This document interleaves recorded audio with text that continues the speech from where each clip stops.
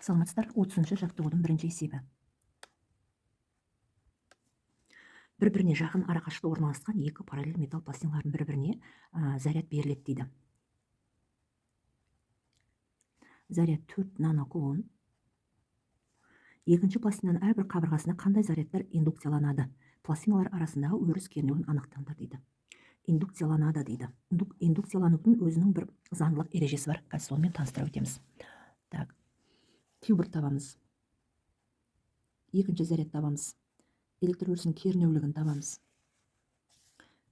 Екінші электр өрісінің кернеулігін табамыз. Екі пластина берілген. Әрине оны білесіздер, біреу оң зарядты, екіншісі теріс зарядты болады. Пластина берілсін. Оң зарядты, теріс зарядты. Арасындағы заряд берілген. Шешуі. Қабырғаға айналдырамыз. Так, енді бұл жерде бір есеп шығарып әре болмаймыз, тек ережеге, заңдылыққа сүйене отырып, есептің шартымен таныса отырып, есептің жауабын ала саламыз. Жалпы индукция нәтижесінде пластиналардың ішкі бетінде модулі бірдей таңбасы қарсы зарядтар индукцияланады. Яғни ол деген сөз Q1-мізде және Q2-мізде 4 нанокулонға тең болады деген сөз. Бірінші Q1 оң заряд, яғни 4 10 - 9 дәрежесінде кулон зарядымыз бар. Екінші пластина Q2 ол -4 көбейтілген 10 - 9 дәрежесінде кулонға тең болады. Бұл тең болуының себебі индукцияланады дедік қой, яғни индукцияның нәтижесінде пластиналардың ішкі бетінде, яғни ішкі бетіндегі модулі бірдей таңбасы қарсы зарядтар индукцияланады дейді. Міне модульдер бірдей деген сөз, сан мәндері бірдей. Қарсы зарядтар деген сөз, біреу оң заряд, екіншісі теріс зарядты. Оң зарядтағы пластина заряды оң, теріс зарядтаған пластинаға теріс зарядтағы. Міне бұл ережеге сай екеуі шыға келді. Q1 мен Q2-ні тапты. Енді индукцияланған өрістің кернеулігі сыртқы кернеулігіне, ішіндегі сырт кернеулігі оң зарядтан шығып теріс зарядқа қарай барады бағыты. Сыртқы кернеулігіне жеткенде толығымен тоқтайды. Яғни толығымен тоқтау деген сөз электр өрісінің кернеулігі нөлге тең болады. Бұны жаза салайын. Индукцияланған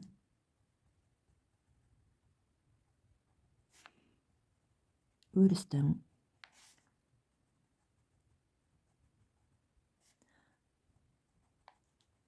сыртқы кернеулігіне жеткенде толығымен тоқтайды. Яғни электр өрісінің кернеулігі нөлге тең деген сөз. Міне мына есептің жауабын осы ережелер арқылы шығара салдық. Ол ережені толық меңгерем десеңіз, 33-ші параграфте барлығы айтылған кітапты асықпай жеке оқысаңыз, бәрі сол жерде тұр. Енді 33-ші жаттығудың нөмір 2-ші есебін бастайық. Бұл екінші есептің берілгендерін оқи отырып жасайық. Центрлер бір-бірінен L арақашықта орналасқан. L берілген. Екі шарды жіңішке сыммен жалғастырған соң, олардың өзара әсерлесу күшін өзгеруін анықтаңдар дейді. Шарлардың зарядтары дейді. Q1 берілген және Q2 берілген. Ол Q2-міз Q2 Q1-ге тең екен. Шарлардың радиустары берілген және екінші радиусымыз 2 бірінші радиустан 2 есе артық деген мағынаны білдіреді. Бұлар 2 Q1 2 R1 деген сөз. Так, табуымыз керек. Жаңағы не дедік? Күштердің өзара әсерлесу күшінің өзгерісін тап дейді. Яғни өзгеріс дельта F деген мағынаны білдіреді. Мына өзгеріс деген сөз дельтаны білдіреді. Яғни дельта F деген сөз F2-ден F1-ді азайт деген мағынаны білдіреді бұл формула. Шешуі табуды сол табуымыз қажет. Яғни дельта F басына жазбайық. F2-ден F1-ді азайтқанға тең. Осыны азайту барысында дельта F табамыз. Ал енді бұның жайлап, енді бұл есеп көп формамен анықталынады, бірақ осы есепке қарай отырып түсініп алсаңыздар, ешқандай қиыншылығы жоқ. Барлығы сол бір ғана формадан кеп шығады, тек түрлендіріп отырсақ болды. Ал сізге жақсы ниетіңізбен есепті жақсы меңгеріп алуыңызға тілектеспін, Алла нәсіп етсін. Ал бастайық. Бірінші формула, мәселен қызыл тастан алып алайын. Бірінші формула, мынаны жазамыз. Жалпы радиус R1-ді тең деп алам. 1/10. Жаза берейік. Q1 Q2 бөлінген L квадрат.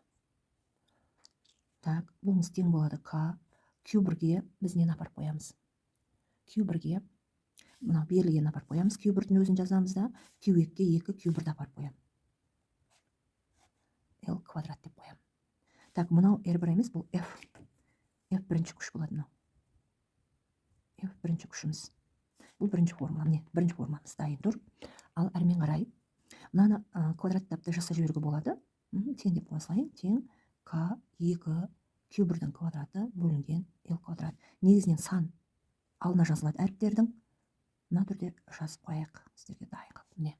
Ал енді жалпы фи1 деген сөз потенциалдар айырымы ғой. Фи1, фи2-ге тең деп жазуға да болады. Потенциалдар айырымын. Бірінші зарядты екінші потенциалдар айырым бір-біріне тең. Бұл да ереже формула бойынша. Енді жалпы зарядтың формасын жазайық. Жалпы зарядтың формасы екі зарядтың қосындысына тең. Бұдан орындарына апарып қояйық. Q2 2 Q1-ге тең еді. Бұл тең болады 3 Q1-ге тең болады. Бұны үшінші форма деп жазып қояйық. Бұл үшінші формуламыз. Әрмен қарай не істейміз? Енді мынау фи1 мен әрмен қарай жалғастыратын болсақ, фи1-міз К Q1 R1 қосылған К Q2 L. Фи2-міз К Q1 бөлінген R2 қосылған 2 К Q1 бөлінген L. Мына төртінші формуламыз, мынау бесінші формуламыз. Әрмен қарай 4 пен бесінші формуланы екінші формулаға қоямыз. Яғни 4 пен бесінші формуланы екінші формулаға қойып теңестіреміз. К Q1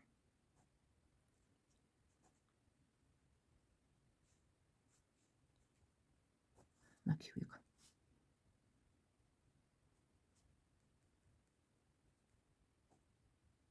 Теңестіреміз екен. Так. Теңестіретін болсақ, оң жағына Q1-лерді, оң жағына Q2-лер сол жағына өткізейік.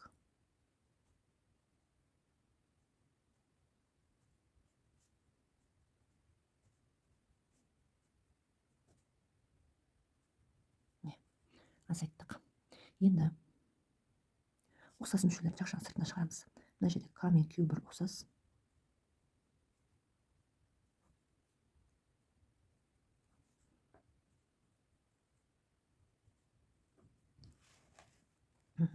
Енді К мен К қысқарып кетеді бұл жерде. Не қалады? Q1 қалады. Мынаны жақшаның ішін ортақ бөлімге келтіреміз.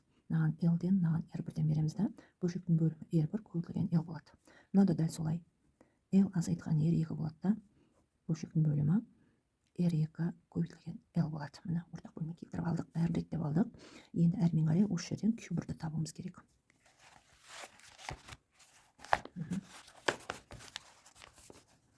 Так. Q1 табатын болсам, Q2 болады.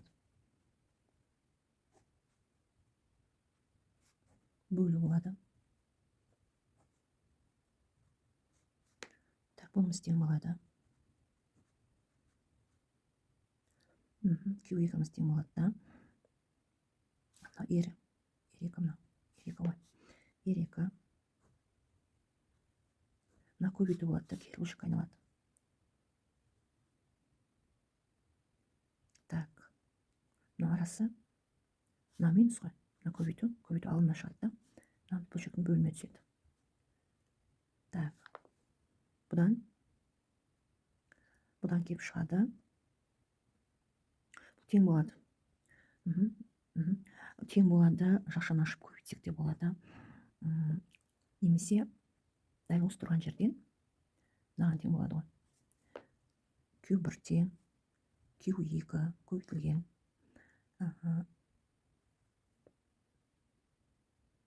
L азайтылған R2 2 L азайтылған R1. Так, бұны біз 6-шы форма дейміз да. Ал бірақ осының қалай шығу жолын сіздерге түсіндіріп өтейін. Бұл бірдесен жазған формам, ал енді осының шығу жолын көрсетейін. Шығу жолы Q1 Q2 болады да. Мына жерден жақшаны ашамыз.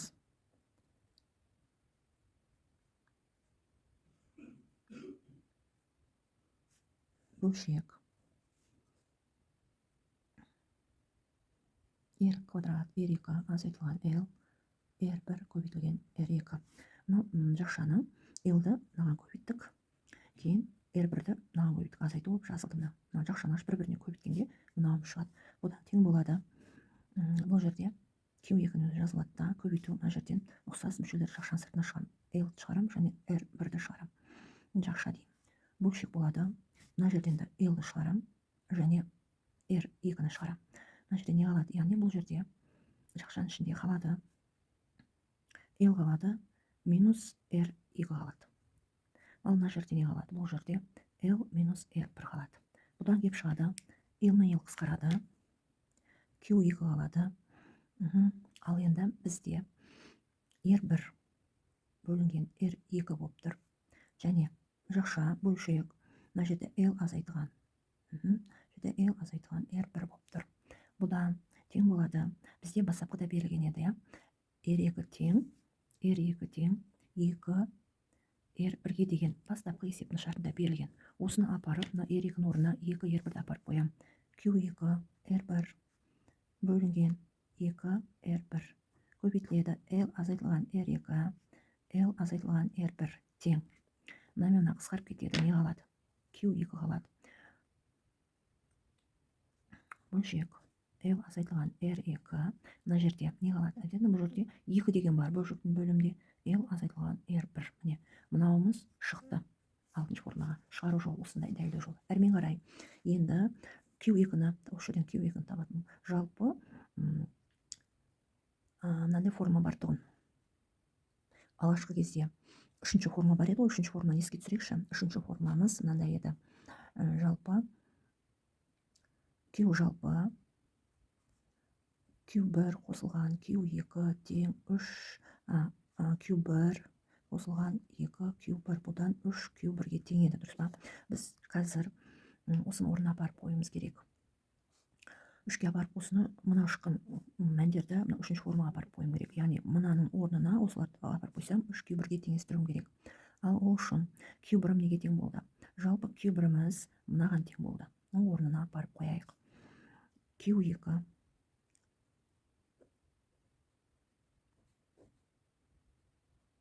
алында x бар, бөлшек болады. Бұл қосылады q2-ге. q1-ні орнына апарып қойдым, q2-ні өзін жаздым. Бұл тең болады 3 q1-ге, мынаған тең болады. Ал осыдан бірдей ұқсайтын мүшелер q2 оның жақшаның сыртына шығарамын да. l r2 болады. Бөлінген 2 l минус r1, жақшаны жабам, қосылған 1 тең 3 q1-ге. Ал енді не істейміз? Бұны әрмен қарай жақшаның сыртына шығарып, оның бәрін біріктіріп жұмыс істейтін болсақ, онда есебіміз түрге келеді. Так, жақшаны ашатын болсақ. Ортақ бөлімге келтіреміз ғой. Мынаны машқа беріп ортақ бөлімге келтіреміз. Ортақ бөліміміз жалпы үлкен жақша болып тұрады. Мына қосылған 2 l 1 болады. Бөлшектің бөлімде мынаның өзі жазылады. Тең 3 q1-ге. Әрмен қарай не істейміз? Енді жақшаны ашамыз. Ашып, ұқсас мүшелердің бәрін біріктіруіміз керек. Осы жерден жақшаны ашатын болсақ, десек q2-ні осы жерден таба салайықшы мына түрде. 3 q1 көбейтілген. Мынау жалпы жақшаны ішіне алатын болса, кері бөлшек айналады. q2-ні табатын болсақ, кері бөлшек айналатын болса, мына 2 жақша алымына шығады да бөлшектің. Мынау бөлшектің бөлімде қалады.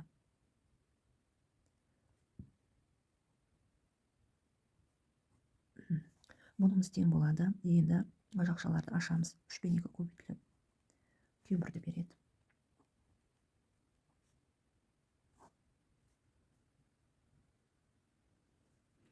Так. Жақшаны ашам.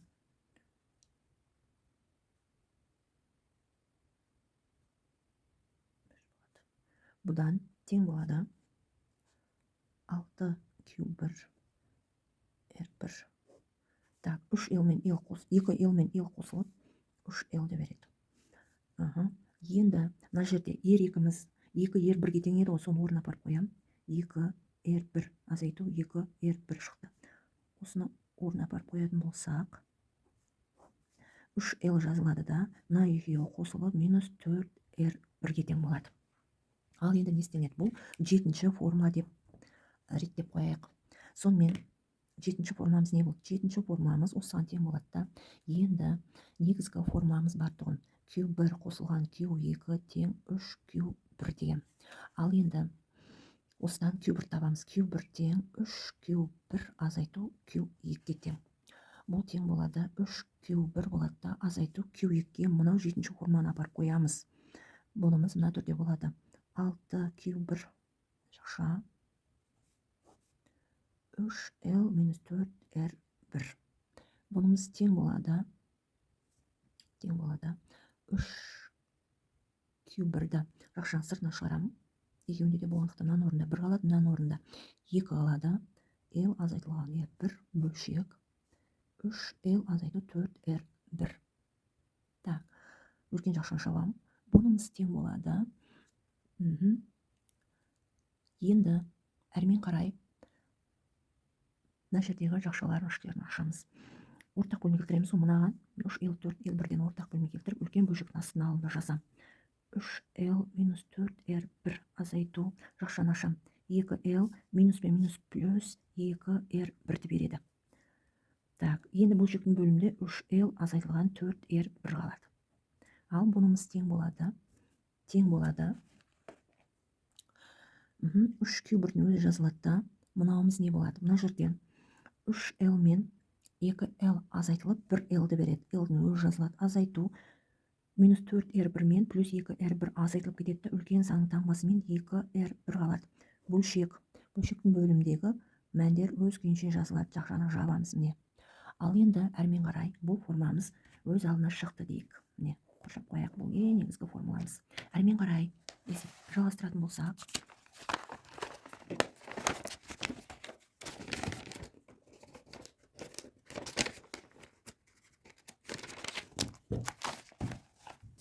енді F2-ні табайық. F2 тең болады K Q1 көбейтілген Q2 бөлінген L квадрат.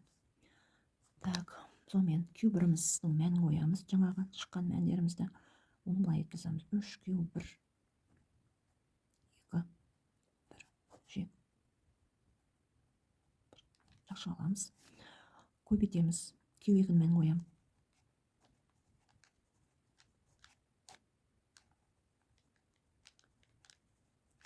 Үлкен бөлшек L квадрат тең болады. Енді бір-біріне көбейтем ғой. 18 көбейтіп, жақшаларды ашқан уақытта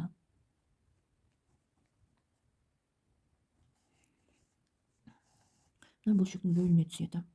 Бөлшектің бөліне түсіп L квадрат болады.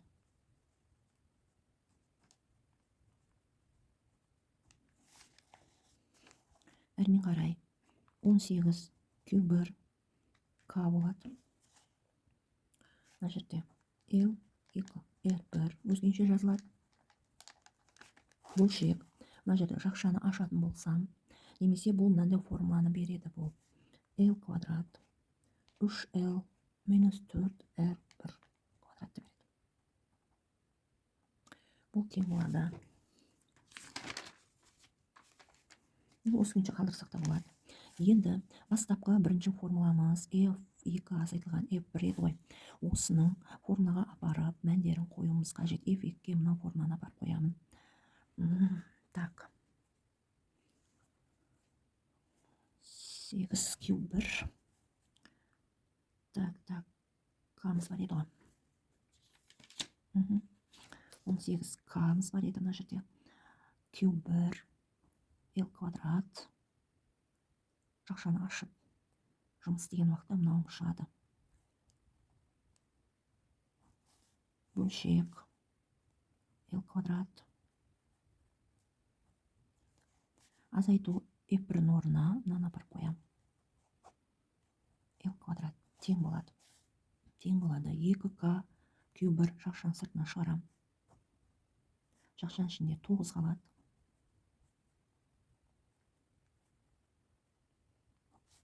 Бөлінген.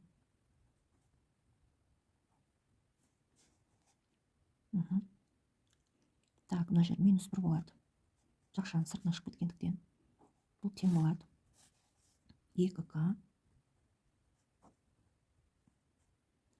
Так, ортақ бөлімге келтіреміз мына жаққа мынаны.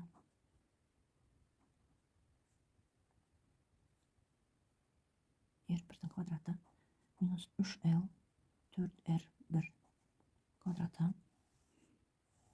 бөлшек. Жақшаны жабамыз. Так, енді оның бәрін жақшаны ашып, квадраттап, бәрімен жұмыс жасайтын болсақ, мына деңгейге келеді ғой. Так, 27. Көбейтеміз ғой, жақшаны ашып жатырмыз. 27.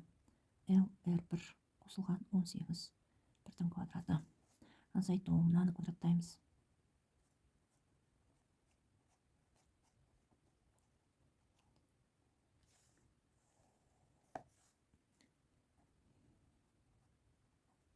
Тең болады.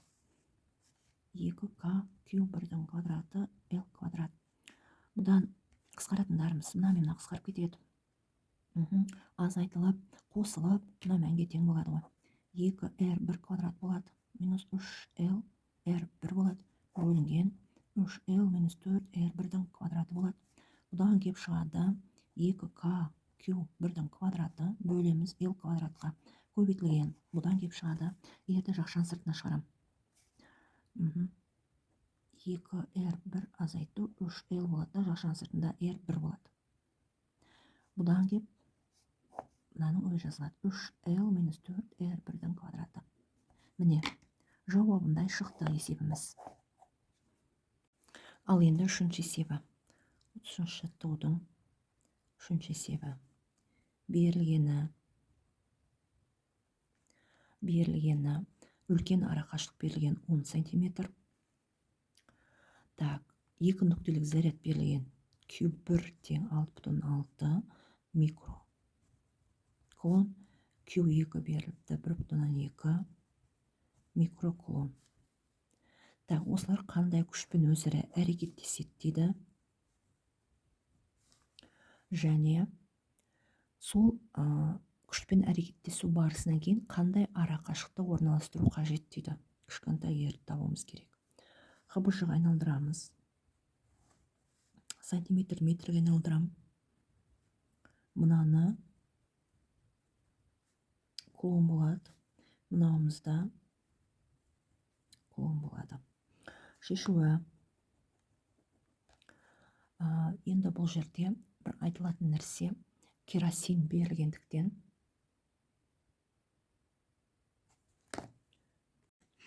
так, сонымен ары жалғастыратын болсақ, бізде бұл жерде керосин берілгендіктен керосиннің диэлектрлік өтімділігі 2,1-ге тең. Онда жазып қосылайын. Яғни күшті табады екенбіз әсерлесу күшін. Формуламыз. Сан мәндерін апарып қояйық. Заряды 2 берілген.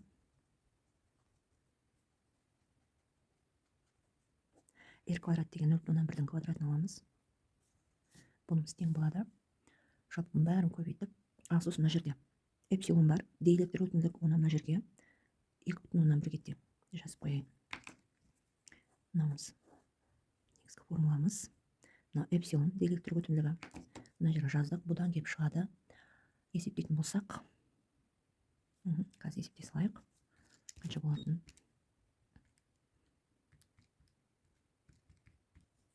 71,28 көбейтілген 10-ның 12-ден 9 алатын болсақ, минус 3 дәреже.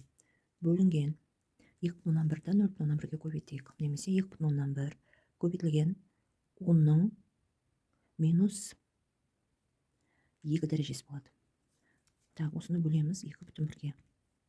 33,10-нан 9 көбейтілген 10-ның минус 2 дәреже. Квадратталса минус 3 минус 1 дәреже болып қалады мына жерде. Минус 3 дәреже көбейту 10-ның 2 дәрежесі болады. Сонда 33,10 тең 33,9 10-ның минус 1 дәрежесі. Бұл алдына қарай бір өтір жылжылатта жуықта 3,4 ньютон деп аламыз. Күшіміз шықты. Ал енді сол күш әсерлескен уақыттағы арақашықтық табуымыз керек, ерді табуымыз керек. Формадан ерді табатын болсақ, К көбейтілген Q1, Q2 болады да, бөлшектің бөлімінде неміз қалады? Әрине бөлшектің бөлімінде f күшіміз бар. R квадраты мынау. Ал енді R квадраттан құтылу үшін мынаны мен түбірдің астына аламын. Не? Бұдан тең болады. К-ның мәнін жазам. Q1-іміз 6,6, 10⁻6 дәрежесінде. 1,2, 10⁻6 дәрежесі. Күшіміз 3,4 ньютон. Бұнымыз тең болады. Есептей отырып, түбір астында 2,09 60 көбейтілген 10⁻2 дәрежесі. Бұдан тең болады 1,100 мыңнан 45 көбейтілген 0,1 дәреже. Бұл алдына көбейтілді 0,145 метр шығады. Міне жауабында шықты үшінші есебімізде.